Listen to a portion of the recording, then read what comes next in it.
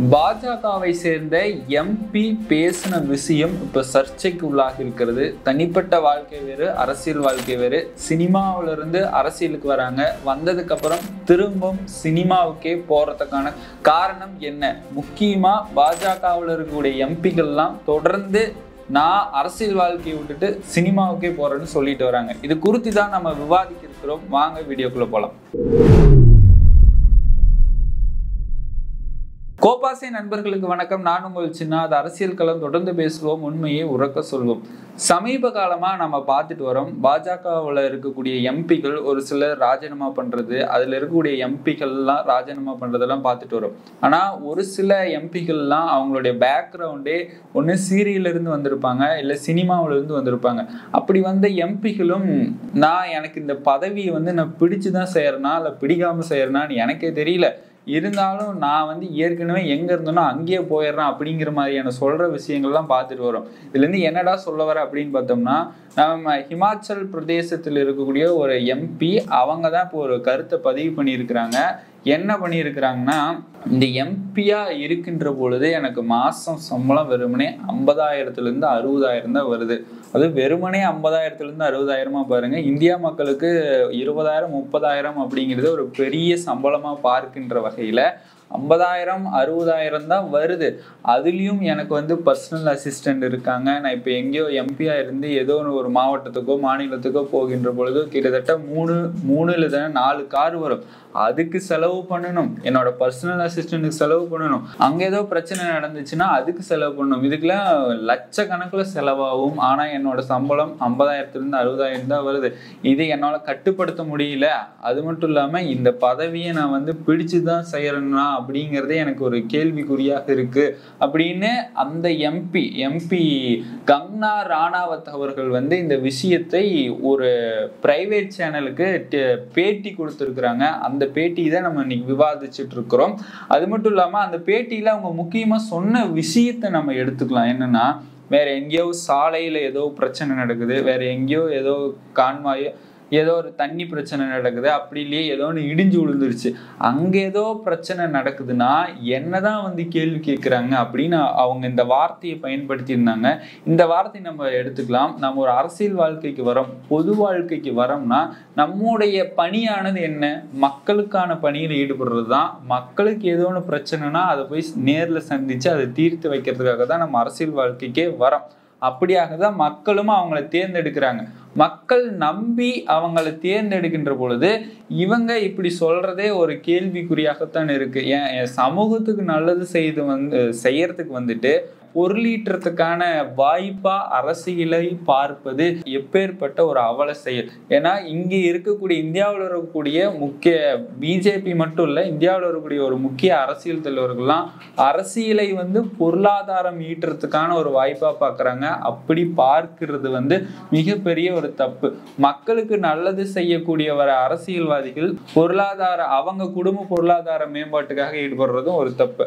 ஆக இவங்க சொல்லக்கூடிய விஷயம் ஏற்கத்தக்கதா இல்ல அப்படிங்கிறது மக்கள் மத்தியில் ஒரு கருத்தா இருக்கு. ஏன்னா இவங்க சினிமா பேக்ரவுண்ட்ல இருந்து வந்திருக்காங்க. பிரபலமான ஒரு நடிகையும் வேற. இவங்க சினிமாவில் நடிச்சு பல பணம் ஈட்டி இருப்பாங்க. அப்ப இவங்க முன்வைக்கக்கூடிய ஒரு கேள்வி என்ன இருக்குதுன்னா, என் சொந்த காசுல இருந்து நான் போட்டு அது செய்யணுமா அப்படிங்கிற மாதிரியான ஒரு கேள்வி அவங்க முன்வைக்கக்கூடியதா இருக்கு. ஏன்னா அவங்களுக்கு 50,000 60,000 தான் சம்பளம் வருது. கிட்டத்தட்ட மாச கணக்குல லட்சக்கணக்கா எனக்கு இந்த கார்ல போறது, அவங்க தொகுதியை போய் பார்க்கறது, மக்களை சந்திக்கிறதுக்குள்ள செலவாகுது. அப்ப அவங்க கேட்கக்கூடிய கேள்வியாக என்ன இருக்குதுன்னா, நான் என் சொந்த காசுல இருந்து செலவு பண்ணுமா அப்படிங்கிற மாதிரியான ஒரு கேள்வி எல்லாம் வைத்திருக்கிறாங்க. அப்ப நம்ம பார்த்தோம்னா இவங்க மறுபடியும் பிஜேபியோட எம்பியாக இருக்கக்கூடிய இந்த கங்னா ராவத் திரும்ப எம்பி பதவியை விலகிட்டு சினிமாவுக்கே போயிருவாங்களா அப்படிங்கிற ஒரு கேள்வி எல்லாம் இப்ப மக்கள் மத்தியில எழும்ப ஆரம்பிச்சிருக்கு. ஏன்னா இதுக்கு முன்னாடியே நம்ம ஒரு செய்தி பார்த்திருந்தோம். பிஜேபியோட எம்பி ஸ்மிருதி இரானி அவங்களுமே ஒரு சீரியல் ஆர்டிஸ்ட் தான். சீரியல் ஆர்டிஸ்டா இருந்து பிஜேபியோட எம்பியா மாறுறாங்க. மாறினதுக்கு அப்புறம் பல விஷயங்களை செய்யறாங்க. அவங்க நாடாளுமன்றத்துல பேசின பேச்செல்லாம் நீங்க கேட்டிருப்பீங்க, அந்த அளவுக்கு பேசியிருப்பாங்க. அவங்களே இப்ப என்ன சொல்ல வராங்க, நான் பிஜேபியில இருந்து விலகிட்டு நான் தொடர்ந்து சீரியல்ல நடிக்க போறேன், சீரியல்ல கமிட் ஆயிட்டேன் அப்படின்னு சொல்ல வராங்க. அப்ப பிஜேபியில சேர்ந்ததுனாலதான் அரசியல் வாழ்க்கை அவங்களுக்கு பிடிக்கலையா, இல்ல ஒட்டுமொத்தமாவே சினிமாவிலிருந்து அரசியலுக்கு வரவங்களுக்கு அரசியல் வாழ்க்கை பிடிக்கலையா அப்படிங்கிற ஒரு கேள்வி எல்லாம் மக்கள் மத்தியில் இருக்கிறது. இதெல்லாம் இருக்கு. சினிமா வாழ்க்கையிலிருந்து அரசியல் வாழ்க்கைக்கு வந்தவங்க திரும்ப சினிமா வாழ்க்கைக்கே போறது ஏன் அப்படிங்கிறத பத்தி நம்ம விவாதிக்கலாம். உங்களுக்கு ஏதேனும் கருத்து இருந்தாலும் மறக்காம கமெண்ட் பாக்ஸ்ல தெரிவிச்சிருங்க. முதல்ல அரசியல் வாழ்க்கைன்னு என்ன, தனிப்பட்ட வாழ்க்கைன்னா என்ன?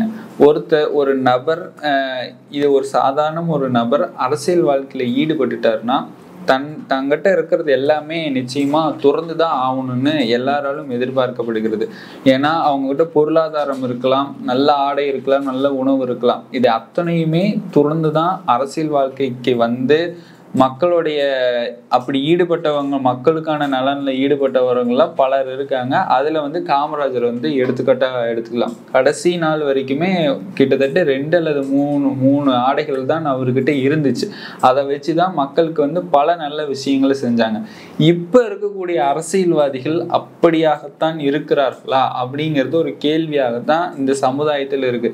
இப்ப வரக்கூடிய அரசியல்வாதிகள்லாம் எப்படி இருக்கிறாங்க? தான் உண்டு, தன்னுடைய குடும்பம் உண்டு.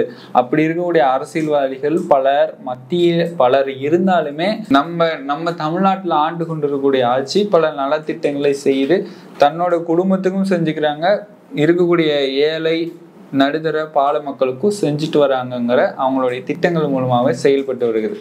சரி, அரசியல் வாழ்க்கையை பத்தி தான் நம்ம பேசிட்டு இருக்கோம். இருக்கக்கூடியதெல்லாம் தொடர்ந்துதான் அரசியல் வாழ்க்கைக்கு வந்து மக்களுக்கான நல்ல பணியில் ஈடுபடுறவங்க தான் நிச்சயமா ஒரு நல்ல அரசியல்வாதியாகவும் இருக்க முடியும். ஆனா தனிப்பட்ட வாழ்க்கைங்கிறது நமக்கு பிடிச்சது, நமக்கு எது பிடிக்காது அதெல்லாம் வேண்டாம் அப்படின்னு சொல்லிட்டு உதறிட்டு நமக்கு பிடிச்சது மட்டுமே செஞ்சுட்டு தான் உண்டு தன் குடும்பம் உண்டு அப்படின்னு போடுறக்கூடியதும் தனிப்பட்ட வாழ்க்கை தான். ஆனால் ஒரு துறையிலிருந்து வராங்களே, அப்ப சினிமா துறையிலிருந்து வந்திருக்கக்கூடிய ஸ்மிருதி இரானி ஆகட்டும், கங்கனா ரேவத் ஆகட்டும், அவங்கெல்லாம் வந்து சினிமா துறையிலிருந்து அது ஒரு என்டர்டைன்மெண்ட் ஃபீல்டு,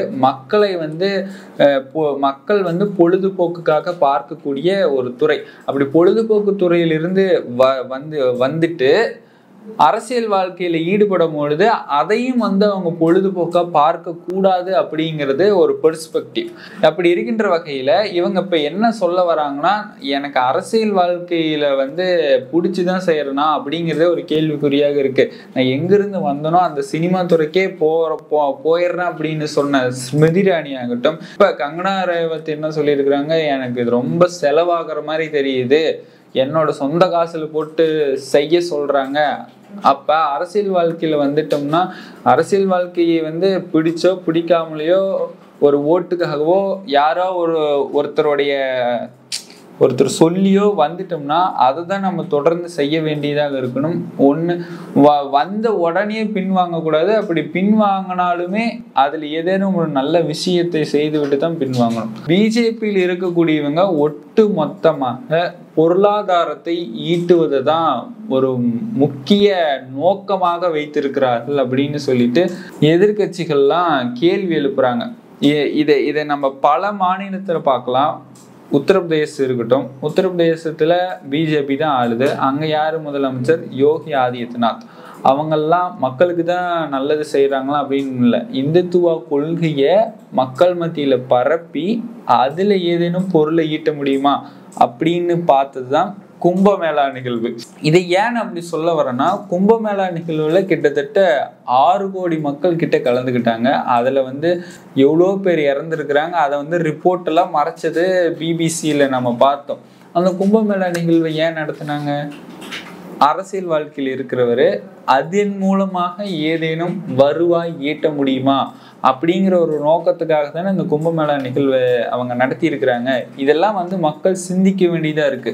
ஏன்னா ஒரு தலைவர் வராங்க, அரசியல் வாழ்க்கைக்கு வராங்கன்னா அவங்க மக்களுக்கு நல்லது செய்ய வராங்களா இல்ல அவங்க பொருளாதாரத்தை ஈட்ட வராங்களா அப்படிங்கிறதெல்லாம் பார்த்துதான் நம்ம அடுத்து வரக்கூடிய தேர்தல்கள் அத்தனையுமே வாக்களிக்கணும். அப்படிங்கிறது என்னுடைய கருத்தாக நீங்க எடுத்துக்கோங்க. ஏன்னா அரசியல் பண்ண வரீங்க, சேவை மனப்பான்மையோட வரீங்கன்னா மக்களுக்கு சேவையில மட்டும் ஈடுபடுங்க. இதை பிசினஸா மாத்தி அதுல பொருளாதார ஈற்ற மாதிரி வந்தீங்கன்னா நிச்சயமா நீங்க அரசியல் வாழ்க்கைக்கு வராதீங்க. அதுக்கு பதிலா நிறைய பிசினஸ் இருக்கு, நிறைய சோர்ஸ் இருக்கு, அங்க போயிட்டு நீங்க பிசினஸ் பண்ணிக்கோங்க. அங்க மக்கள் மத்தியில பிசினஸ் பண்ணி நீங்க எவ்வளவு சம்பாரிச்சாலும் யாரும் கேட்க போறது இல்ல. இந்த வீடியோ நீங்க பத்தி என்ன நினைக்கிறீங்கன்னு மறக்காம கமெண்ட் பாக்ஸ்ல தெரிவிச்சுட்டு உங்க நண்பர்களுக்கு ஷேர் பண்ணிருங்க. மறக்காம லைக் பண்ணிருங்க. தொடர்ந்து அரசியல் வீடியோக்கள் உங்களை வந்தடையணும்னா நம்மளுடைய சேனலையும் சப்ஸ்கிரைப் பண்ணிக்கோங்க. மீண்டும் ஒரு நல்ல அரசியல் கருத்தை நான் உங்களை சந்திக்கிறேன். அதுவரையும் உங்களிடமிருந்து விடைபெறுவது நான் உங்கள் சின்னா.